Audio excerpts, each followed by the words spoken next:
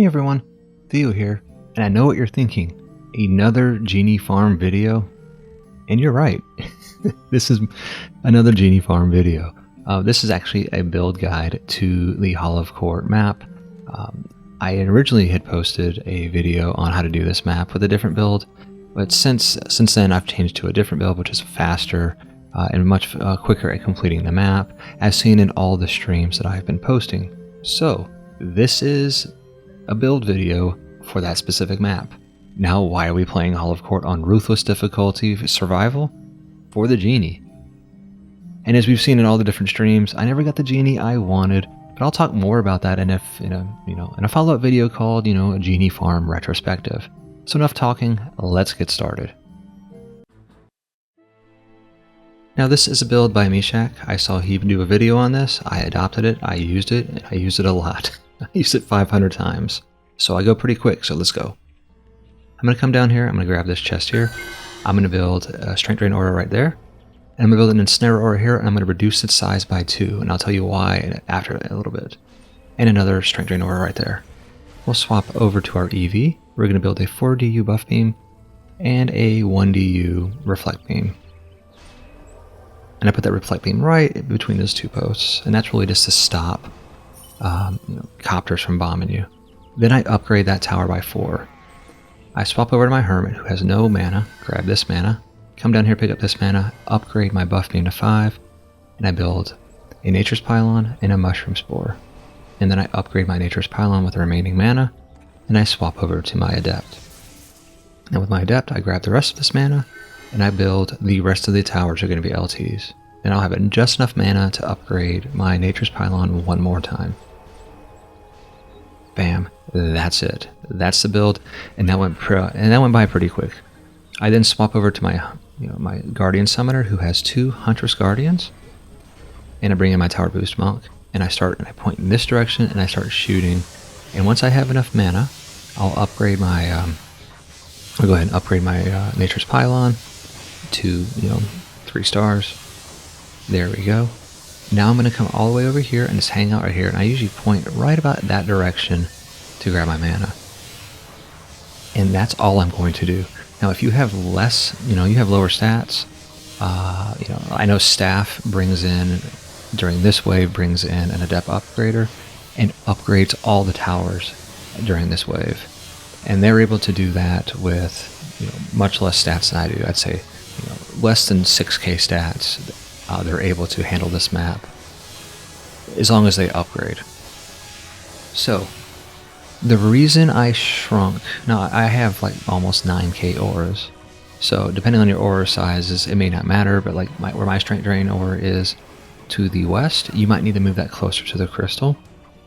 But the reason I shrink the Ensnare Aura is if it gets too large, it'll overlap those spawns. The spawn basically right above the crystal up to the north and to the south. Those spawns there will get hit by the Ensnare Aura, and the mobs will come out of there slow, and that actually extends your runtime. So by shrinking the Ensnare Aura by 2 for me, it allowed all the mobs to get out of the spawn faster, which also allowed them to die quicker. So the slower it takes for them to come out, the longer your waves take. And that's why I shrink my Ensnare Aura just by a few, because I want those mobs to get as close as they can to me faster, to get inside that Strength Drain Aura, to lose their resistances, and then to just die to lightning towers.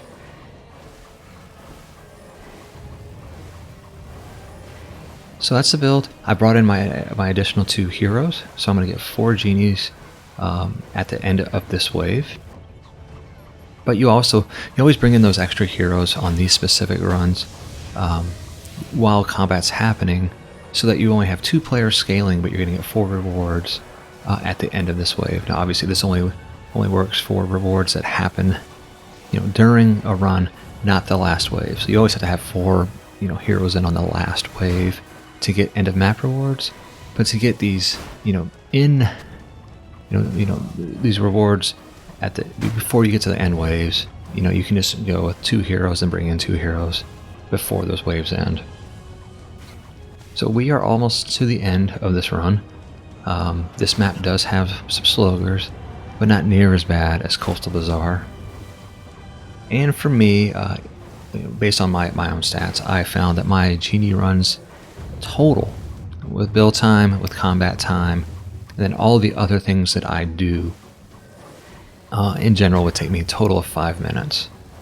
From the building to the combat, then to opening chests, to actually looking at what I got, and then restarting the map.